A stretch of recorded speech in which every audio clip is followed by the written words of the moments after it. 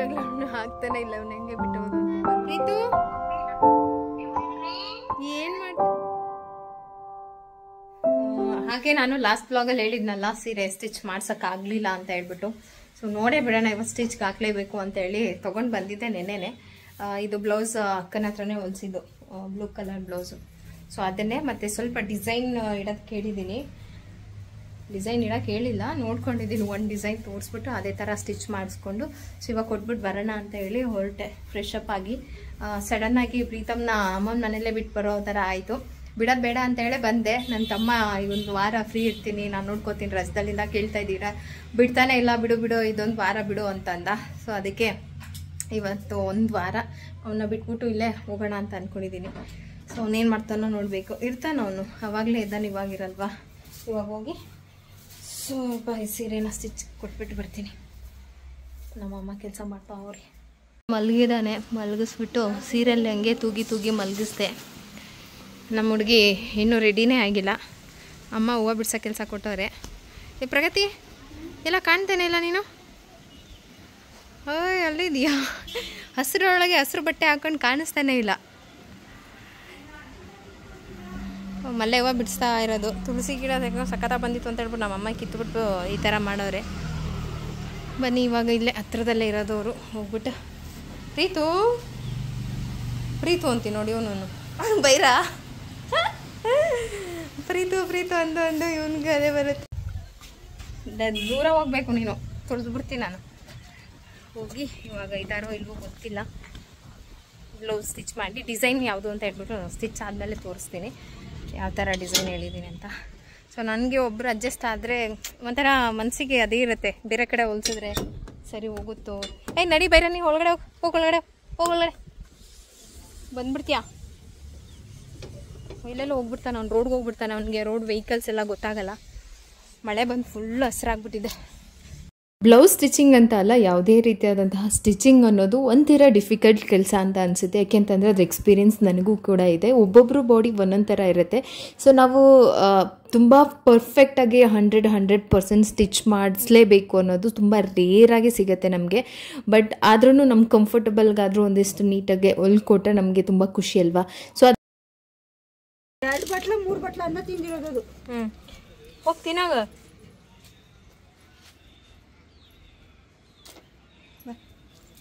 ನಾನು ತಿನ್ನೋದಲ್ಲ, ಆಮೇಲೆ ಹಿಟ್ಟು ಮಾಡಿದ್ರೆ ಅರ್ಧ ಹಿಟ್ಟು ಅದಕ್ಕೆ ಹಾಕ್ಬಿಡ್ತೀನಿ, ಅರ್ಧ ಹಿಟ್ಟು ನಾನು ತಿಂದೆ.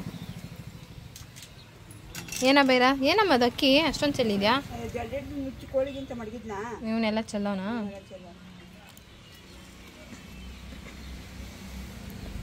ನೋಡು ತಟ್ಟೆಲಿ ಅನ್ನ ಕಳ್ಸ್ಕೊಂಬಂದು ಇವ್ನಿಗೆ ಅರ್ಧ, ನಮ್ಮ ಅಮ್ಮಂಗೆ ಅರ್ಧ.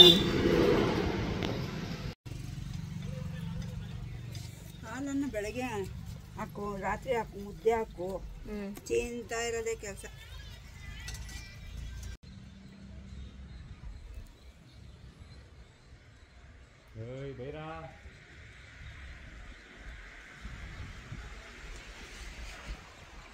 ಓಣಮ್ಮ ಇದೆಲ್ಲ ಮೂಗತ್ರ ಒರೆಸ್ಕೊಂಬಿಟ್ಟಿದ್ಯಾ? ಹಾಂ ಬಾ ಬಾರಪ್ಪ ಬಾರು. ಇದು ನಿದ್ದೆ ಮುಗೀತು, ಚಿನ್ನಿ ಬಂಗಾರ ಇದು. ಎದ್ದು ಬಿಟ್ಟು ಹೆಂಗಪ್ಪ ಬಿಟ್ಟೋಗೋದು ಪ್ರೀತಮ್ನ? ಹಾಲು ಕರಿತದೆ ಇವಾಗ. ಹಾಲು ಕರಿತೇನಪ್ಪ? ಎಲ್ಲಪ್ಪ ಅಂಬ? ಅಂಬ ನೋಡು, ಅಂಬ ತತ್ ಮಾಮ. ಅಂಬ ಇಲ್ಲ ಅಂಬ ಮಾಮ. ಈ ಅಂಬ ಬಂತು. ಹಾಲು ಕುಡ್ಕೊಂಡು ಮಾಮ ಇರ್ತಾನಂತೆ ಮನೇಲಿ. ಮಾಮನ ಜೊತೆ ಇರ್ತೀಯ ಮಗನ? ಹಾಂ ಇರ್ತೀನಪ್ಪ. ಹ್ಞೂ ಅನ್ನಕ್ಕೋಯ್ತು.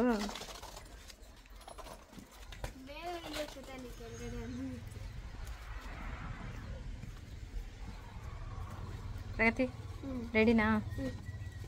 ಪ್ರಗತಿ ರೆಡಿ. ಪ್ರಗತಿ ಇನ್ನೂ ಬಿಟ್ಟು ಹೋಗೋಕ್ಕಾಗಲ್ಲ. ಪ್ರಗತಿ ಸ್ಕೂಲ್ ಇದೆ. ನನಗಂತೂ ನಿಜವಾಗ್ಲೂ ಆಗ್ತಾನೆ ಇಲ್ಲ, ಅವ್ನು ಹೆಂಗೆ ಬಿಟ್ಟೋಗೋದು ಅಂತ. ಇವಾಗಲೂ ಕೇಳ್ತಾ ಇದ್ದೀನಿ ಕರ್ಕೊಂಡು ಹೋಗ್ಬಿಡ್ಲಾ ಅಂತ. ಕೈಯಲ್ಲೇ ಬಿಟ್ಟೋಗೋದು. ಕರಿಯಪ್ಪ. ನಮ್ಮಮ್ಮ ತೂರಾಡ್ಕೊಂತ ಎಲ್ಲಾಡ್ಕೊಂಡು ಓಡಾಡ್ತದೆ, ಅದ್ರಲ್ಲಿ ಮಗುನೂ ನೋಡ್ಕೊಂತೀನಿ ಅಂತೀಯ. ಮತ್ತೆ ನೀನು ಕಂಡಂಗೆ ಎಷ್ಟು ಕೆಲಸ ಮಾಡಿಲ್ವಾ? ಮತ್ತು ಅದಕ್ಕೆ ಹೇಳ್ತಾ ಇರೋದು. ಆಗುತ್ತಾ ಆಗುತ್ತಾ ಪ್ರೀತಮ್ನ ನೋಡ್ಕೊಳ್ಳೋಕ್ಕೆ? ಮಾಮ ನೋಡ್ಕೊಂಡು ನಾನು ಮಾಡ್ಕೊತೀನಿ ಕೆಲಸ. ನನ್ನ ಜೊತೆ ಬ್ಯಾಗ್ ಎತ್ಕೊಂಡು ಹೋಗ್ಬಿಟ್ರ ಮಮ್ಮಿದು? ಇಸ್ಕೋ ಬಾ ಆಂಟಿ, ನೋಡಲ್ಲಿ ಮಮ್ಮಿ ಬ್ಯಾಗ್ ಎತ್ಕೊಂಡು. ಇಸ್ಕೋ ಇಸ್ಕೋ ಇಸ್ಕೋ. ಇಲ್ಲಿ ಇಸ್ಕೊಂಬಿಡ, ಇಸ್ಕೋ ಇಸ್ಕೋ. ಮಮ್ಮಿ ಕೊಡು. ನೋಡ್ದೇನಮ್ಮ, ಅದು ಬೇಕು. ಅದು ನಮ್ದಲ್ವಾ? ಅದು ನಮ್ದೇ ಕಣೋ. ಈಸ್ಕೊಂಡಿದ್ದೀನಿ ಬಿಡ, ಅಳ್ಬೇಡ. ಈಸ್ಕೊಂಡೆ ಅಳಬೇಡ. ಹ್ಞೂ ಬಾ, ಒಳಗಡೆ ಇಟ್ಬಿಡೋಣ, ಅಳಬಾರ್ದು. ಆಯ್ತು ಬಾ, ಈಸ್ಕೊಂಡೆ ಬಾ, ಕೊಡಲ್ಲ ಬಾ. ಆಂಟಿಗೆ ಯಾಕೆ ನಮ್ದು?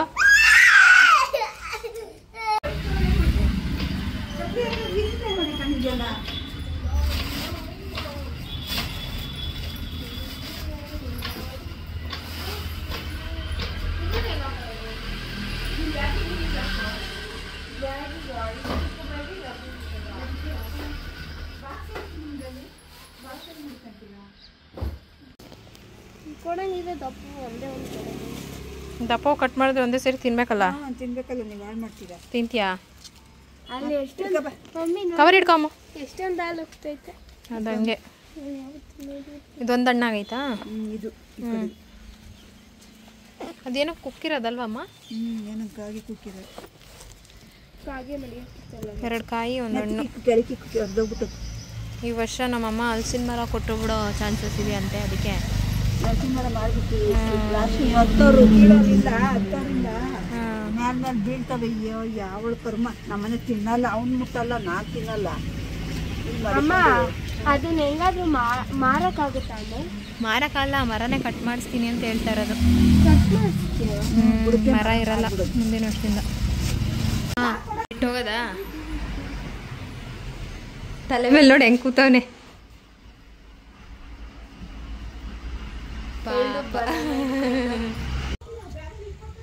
ಹಾ, ತುಂಬಾ ಬೇಜಾರಾಗ್ತದೆ. ನಮ್ಮ ಮಮ್ಮಿಗೆ ನಾವಿಬ್ರು ಇರ್ಬೇಕಿಲ್ಲ ಅಂದ್ರೆ ಬೇಜಾರು. ಅಲ್ಲೊಂದು ಬ್ಯಾಗ್ಸ್ ಐತೆ, ಇದೇ ದೋಸೆ ಇಟ್ಟು.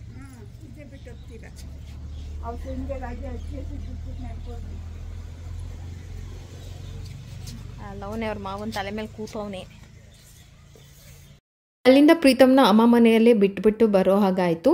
ಓಕೆ, ಅಷ್ಟೆಲ್ಲ ಕೇಳಿದ ಮೇಲೂ ಬಿಟ್ಟಿಲ್ಲ ಅಂದರೆ ಚೆನ್ನಾಗಿರಲ್ಲ ಅಲ್ವಾ? ಸೊ ಹಾಗಾಗಿ ನನಗೂ ಕೂಡ ಜಾಸ್ತಿ ನಡುವೆ ಕೆಲಸ ಜಾಸ್ತಿ ಅಂತ ಅನಿಸ್ತಾ ಇತ್ತು. ಸೊ ಹಂಗೆ ಅಮ್ಮ ಸ್ವಲ್ಪ ರೆಸ್ಟ್ ಮಾಡು, ನೀನು ತುಂಬ ವೀಕ್ ಆಗಿದೆ ಅಂತ ಇರಿಸ್ಕೊಂಡ್ರು. ಸೊ ಮನೆಗೆ ರೀಚ್ ಆದ್ವಿ ಫೈನಲಿ. ಏನಾಯಿತು ಅಂತಂದರೆ ನಾನು ಡ್ರೆಸ್ ಚೇಂಜ್ ಮಾಡಿಕೊಂಡೆ. ಆಟೋದಲ್ಲಿ ಬಂದ್ವಾ, ಹಾಲು ಜಾಸ್ತಿ ಕೊಟ್ಟಿದ್ರು. ಯಾವತ್ತೂ ಹಾಲು ಚೆಲ್ಲಿರಲಿಲ್ಲ. ಕಾರಲ್ಲಿ ಬರ್ತಾಯಿದೆ. ಇವತ್ತು ಏನು ಪ್ರೀತಮ್ ಇಲ್ಲ ಮತ್ತು ಇಬ್ಬರೇ ಅಲ್ವಾ ಅಂತ ಹೇಳ್ಬಿಟ್ಟು ಆಟೋ ಬುಕ್ ಆಯಿತು. ಅಲ್ಲಿಂದ ಆಟೋನೂ ಬುಕ್ ಆಗ್ತಾ ಇರಲಿಲ್ಲ ಅಮ್ಮ ಮನೆಯಿಂದ. ಸರಿ ಆಟೋ ಬುಕ್ ಆಯ್ತಲ್ಲ ಅಂತ ಹೇಳ್ಬಿಟ್ಟು ಆಟೋದಲ್ಲಿ ಬಂದೆ. ಫುಲ್ ಹಾಲು ಪಕ್ಕದಲ್ಲಿ ಇಟ್ಕೊಂಡ್ಬಿಟ್ಟಿದ್ದೆ, ಕೆಳಗಡೆ ಇಡೋದು ಮಾಡ್ತೋದು. ನೋಡಿದ್ರೆ ಫುಲ್ ಶೇಕಾಗಿ ಹಾಲೆಲ್ಲ ಚೆಲ್ಲಿ ಡ್ರೆಸ್ ಎಲ್ಲ ಹಾಲಾಗ್ಬಿಟ್ಟಿತ್ತು. ಸರಿ ಅಂತ ಹೇಳ್ಬಿಟ್ಟು ಚೇಂಜ್ ಮಾಡಿ ಐಟಮ್ ಎಲ್ಲ ಮನೆಗೆ, ಅಂದರೆ ಕ್ಯಾಬ್ ಆದರೆ ನಮಗೆ ಅಲ್ಲಿ ಲಿಫ್ಟ್ ತನಕ ಬರ್ಬೋದು, ಆಟೋ ಕೆಳಗಡೆ ಬಿಡೋದಿಲ್ಲ ಪಾರ್ಕಿಂಗಿಗೆ. ಸೊ ಅದಕ್ಕೆ ಅಲ್ಲೇ ಮೇನ್ ಗೇಟಿಂದ ಎಲ್ಲನೂ ಇಲ್ಲಿವರೆಗೂ ಶಿಫ್ಟ್ ಮಾಡೋಷ್ಟರಲ್ಲಿ ಎಷ್ಟೊತ್ತಾಯಿತು. ಸೊ ಪೂಜೆ ಮಾಡೋಗಿದ್ನಲ್ಲ, ವೆಂಕಟರಮಣ ಸ್ವಾಮಿ ಹೂವು ಫುಲ್ಲು ಬಿದ್ದೋಗ್ಬಿಟ್ಟಿದೆ. ಮೇಲೆ ಹಾಕಿದ್ದೆ ಹಾರ ಥರ, ಅದು ಫುಲ್ಲು ಬಿದ್ದೋಗಿದೆ. ದೀಪದ ಮೇಲೆ ಸದ್ಯ ದೀಪ ಬಿದ್ದಿಲ್ಲ. ಹೋಗ್ಬೇಕಾದ್ರೆ ಇಲ್ಲಿಂದ ಪೂಜೆ ಮಾಡಿಬಿಟ್ಟು ಹೋಗಿದ್ನಲ್ಲ ಅದು. ಸೊ ಇವಾಗ ಪ್ರೀತಮ್ಗೆ ಒಂದು ವಿಡಿಯೋ ಕಾಲ್ ಮಾಡಿ ಮಾತಾಡ್ಸ್ತೀನಿ. ಅವ್ನು ವಿಡಿಯೋ ಕಾಲಲ್ಲಿ ನೋಡೋಣ ಏನು ಹೇಳ್ತಾನೆ ಅಂತ. ಬಿಡೋಕ್ಕೆ ಮನಸ್ಸಿಲ್ಲ. ಬಟ್ ನನ್ನ ತಮ್ಮ, ನಿನಗೂ ಕಷ್ಟ ಆಗುತ್ತೆ ಇವಾಗ ಸ್ವಲ್ಪ, ಮಗುನ ಸ್ಕೂಲಿಗೆ ಬಿಡೋದು ನಾನೇ ಮಾಡ್ತಾಯಿದ್ದೀನಲ್ಲ. ಒಂದು ವಾರ ಬಿಡು ಸಾಕು, ಒಂದೇ ಒಂದು ವಾರ ಅಂಥೇಳಿ ನೆಕ್ಸ್ಟ್ ವೀಕೆಂಡು ಕರ್ಕೊಂಡು ಬಂದುಬಿಡ್ತೀನಿ.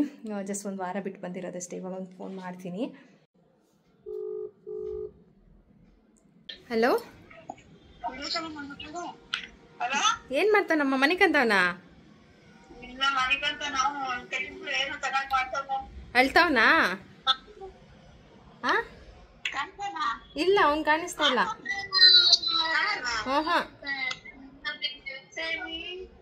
ಕಾಣಿಸ್ತಾ ಇಲ್ಲ. ಹಾಯ್ ಪ್ರೀತು. ಪ್ರೀತು ಇಲ್ಲಿ ಇಲ್ಲಿ ಉಲ್ಟಾ ಮಾಡೈತೆ. ಪ್ರೀತಮ್ ಇಲ್ಲಿದ್ದೀನಿ ನೋಡು. ಅವನಿಗೆ ನಾನ್ ಕಾಣಿಸ್ತಾ ಇಲ್ಲ. ತೋರಿಸ್ತಾ ಇರೋದು ಪಾಪ. ಪ್ರೀತು ಏನ್ ಮಾಡ್ತಾ ಇದೀಯ ಪ್ರೀತು? ಹ್ಞೂ, ನಿನ್ ತಲೆ ಮಾತ್ರ ಕಾಣಿಸ್ತಾ ಇದೆ.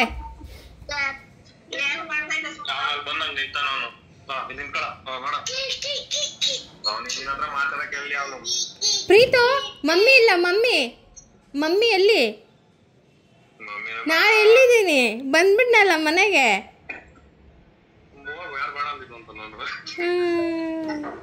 ಮತ್ತೆ ಅಷ್ಟೊಂದು ಅಳ್ತಾ ಇದ್ದ?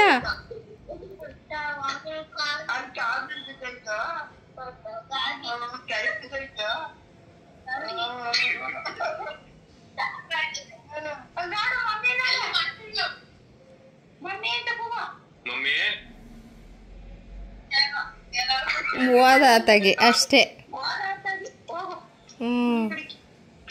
ಮನೆ ಕಡೆ ಮನೆಗೆ ಬಂದ ತಕ್ಷಣ ಪ್ರೀತಮ್ ಜೊತೆ ಒಂದು ವಿಡಿಯೋ ಕಾಲಲ್ಲಿ ಮಾತಾಡಿದೆ. ಅವನಿಗೆ ನಾವಿಲ್ಲ ಅನ್ನೋ ಫೀಲೇ ಆಗೋದಿಲ್ಲ, ಅಲ್ಲಿ ಅಷ್ಟು ಚೆನ್ನಾಗಿರ್ತಾನೆ, ಖುಷಿಯಾಗಿರ್ತಾನೆ. ಸೊ ಹಾಗಾಗಿ ನಮಗೂ ಒಂದು ಐಡಿಯಾ ಅಲ್ವಾ, ಅಮ್ಮನ ಹತ್ರ ತಾನೇ ಇರೋದು, ಅಮ್ಮ ನಮಗಿಂತ ಕೇರ್ ಮಾಡ್ತಾರೆ, ನಮಗಿಂತ ಚೆನ್ನಾಗಿ ನೋಡ್ಕೊಳ್ತಾರೆ. ಸೊ ಅವ್ರಿಗೂ ಕೂಡ ಮೊಮ್ಮಗನ ಜೊತೆ ಟೈಮ್ ಸ್ಪೆಂಡ್ ಮಾಡಬೇಕು ಅಂತ ಆಸೆ ಇರುತ್ತೆ. ಚಿಕ್ಕ ಮಗುನಲ್ಲೂ ಅಷ್ಟೇ ಬೇಗನೆ ಬಂದುಬಿಟ್ಟೆ ನಾನು 3 ಮಂತ್ಸ್ಗೆ. ತುಂಬ ಬೇಜಾರು ಮಾಡ್ಕೊಂಡಿದ್ರಮ್ಮ. ಅದಾದಮೇಲೂ ಕೂಡ ಹಾಗೇನೆ ಅವ್ರಿಗೂ ಸ್ವಲ್ಪ ಹೆಲ್ತ್ ಇಶ್ಯೂಸು, ಹಸು ನೋಡ್ಕೋಬೇಕು ಹಾಗೆ ಹೀಗೆ ಅಂತ ಜಾಸ್ತಿ ನಾನು ಬಿಡ್ತಾನೆ ಇರಲಿಲ್ಲ.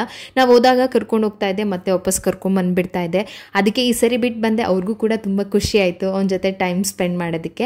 ಬಂದ ತಕ್ಷಣ ನಮ್ಮ ಮಗಳು ಮಮ್ಮಿ ಬೈಂಡ್ ಹಾಕಿಲ್ಲ ಅಂತ, ಓಕೆ ಅದು ಕೆಲಸ ಮುಗಿಸ್ಬಿಡೋಣ ಅಂತ ಮುಗಿಸ್ತಾ ಇದ್ದೆ. ಅಮ್ಮ ಇವತ್ತು ಮಟನ್ ಸಾಂಬಾರು ಮಾಡಿದ್ರು, ಮುದ್ದೆ, ಅನ್ನ, ಸಾಂಬಾರು ಎಲ್ಲನೂ ಕೂಡ ಮನೆಗೆ ಕೊಟ್ಟು ಕಳಿಸಿದ್ರು. ಮತ್ತು ಒಂದು ಟೈಮ್ಗೆ ಏನು ಅಡುಗೆ ಮಾಡಬೇಡ ಅಂತ ಹಾಲನ್ನು ಬಿಸಿಗೆ ಇಟ್ಬಿಟ್ಟು ನಾನು ಊಟ ಮಾಡೋದಕ್ಕೆ ಅಂತ ಎಲ್ಲನೂ ಬಿಸಿ ಮಾಡಿಕೊಂಡೆ. ಸೊ ಇವತ್ತಿನ ವ್ಲಾಗ್ ಇಲ್ಲಿಗೆ ಮುಗಿಸ್ಬಿಟ್ಟು ಬೆಳಗ್ಗೆಗೆ ವ್ಲಾಗನ್ನು ಕಂಟಿನ್ಯೂ ಮಾಡ್ತಾ ಇದ್ದೀನಿ. ಬೆಳಗ್ಗೆ ಪ್ರಗತಿಗೆ ಬ್ರೇಕ್ಫಾಸ್ಟ್ಗೆ ಅಂತ ಹೇಳ್ಬಿಟ್ಟು ನಾನು ಪಾಲಕ್ ಸೊಪ್ಪಿನ ಪಲಾವ್ ಮಾಡ್ಕೊಳ್ತಾ ಇದ್ದೀನಿ. ಮೆಂತ್ಯ ಸೊಪ್ಪಿನ ಪಲಾವ್ ಮಾಡ್ತಾ ಇದ್ದೀನಿ. ಮೆಂತ್ಯ ಸೊಪ್ಪನ್ನ ನಾನು ಕ್ಲೀನ್ ಮಾಡಿ ಬಾಕ್ಸ್ಗೆ ಹಾಕಿ ಎತ್ತಿಟ್ಟಿದ್ದೆ. ಹಾಗೆ ಬಟಾಣಿ ಎಲ್ಲ ಕ್ಲೀನ್ ಮಾಡಿ ಸುಳಿದಿಟ್ಟಿದ್ದೆ. ಇದರಿಂದ ಬೆಳಗ್ಗೆಗೆ ನನಗೆ ಕೆಲಸ ಕಡಿಮೆ ಆಗುತ್ತೆ. ಇದು ತುಂಬಾ ಈಸಿ. ಹಸಿ ಮಸಾಲ ಹಾಕಿ ಮಾಡ್ತೀವಿ. ಕೆಲವೊಂದಕ್ಕೆ ಏನಂತ ಅಂದರೆ ನಾವು ಫ್ರೈ ಮಾಡಿ ಹಾಕ್ತೀವಿ, ಆದರೆ ಇದಕ್ಕೆ ಹಸಿ ಹಾಕಬೇಕು. ಈರುಳ್ಳಿ, ಬೆಳ್ಳುಳ್ಳಿ, ಹಸಿರು ಮೆಣಸಿನಕಾಯಿ, ಶುಂಠಿ, ಹಾಗೆ ಒಂದು ಟೊಮೊಟೊ ಹಾಕ್ಕೊಂಡಿದ್ದೀನಿ. ಇನ್ನೊಂದು ಬೇಕಂದರೆ ಕಟ್ ಮಾಡಿ ಹಾಗೆ ಹಾಕೋಬಹುದು. ಅದಕ್ಕೆ ಸ್ವಲ್ಪ ಗಸಗಸೆ, ಚಕ್ಕೆ, ಕಡಲೆಪಪ್ಪು, ಒಂದು ಅರ್ಧ ಸ್ಪೂನು ಇಲ್ಲಾಂದರೆ 1 ಸ್ಪೂನಷ್ಟು ಸಾಂಬಾರು ಪುಡಿ, ಇದಿಷ್ಟನ್ನು ರುಬ್ಬಿ ಇಟ್ಕೊಂಡ್ರೆ ಹಸಿ ಮಸಾಲ ರೆಡಿ ಆಗುತ್ತೆ. ಅದಕ್ಕೆ 1 ಸ್ಪೂನಷ್ಟು ತೆಂಗಿನಕಾಯಿ ತುರಿಯನ್ನು ಕೂಡ ಹಾಕ್ಕೋಬೇಕು. ಜಾಸ್ತಿ ಬೇಡ, ಮಸಾಲ ಜಾಸ್ತಿ ಆದರೆ ಅನ್ನ ಮೆತ್ತಗಾಗಿಬಿಡುತ್ತೆ. ನೋಡಿಕೊಂಡು ಹಸಿ ಮಸಾಲನ ರುಬ್ಬಿಟ್ಕೊಳ್ಳೋದು. ಇನ್ನು ಕುಕ್ಕರ್ಗೆ ಸ್ವಲ್ಪ ಚಕ್ಕೆ ಹಾಕಿದ್ರೆ ಹಾಕ್ಬೋದು, ಇಲ್ಲ ಅಂತಂದರೆ ಈಗ ಬಿರಿಯಾನಿ ಐಟಮ್ ಎಲ್ಲನೂ ಕೂಡ ಹಾಕ್ಕೋಬೋದು. ಸ್ಟಾರು, ಏಲಕ್ಕಿ, ಒಂದಿಷ್ಟು ಈರುಳ್ಳಿ ಜೊತೆಗೆ ನಾನು ಒಗ್ಗರಣೆಯನ್ನು ಹಾಕ್ಕೊಂಡಿದ್ದೀನಿ. ಇಷ್ಟೇ. ಇದಕ್ಕೆ ಹಸಿ ಮಸಾಲ ಹಾಕಿಬಿಟ್ಟು ಚೆನ್ನಾಗಿ ಎಣ್ಣೆಯಲ್ಲಿ ಫ್ರೈ ಮಾಡಬೇಕು. ಸೊ ಈ ಮಸಾಲ ಎಷ್ಟು ಚೆನ್ನಾಗಿರುತ್ತೆ ಅಂತ ಅಂದರೆ ಹೀಗೆ ಫ್ರೈ ಮಾಡಬೇಕಾದ್ರೆ ಅಷ್ಟು ಘಮ ಘಮ ಬರ್ತಾ ಇರುತ್ತೆ. ಅದಕ್ಕೆ ನಾನು ಕ್ಲೀನ್ ಮಾಡಿ ಸುಳಿದಿಟ್ಟಿದ್ದಂಥ ಹಸಿ ಬಟಾಣಿ ಹಾಕ್ಕೊತಾ ಇದ್ದೀನಿ. ಹಸಿ ಬಟಾಣಿ ಇಲ್ಲ ಅಂತ ಅಂದರೆ ಒಣಗಿರೋ ಬಟಾಣಿನೇ ರಾತ್ರಿ ನೆನೆಸ್ಬಿಟ್ಟು ಬೆಳಗ್ಗೆ ಹಾಕ್ಕೋಬೋದು.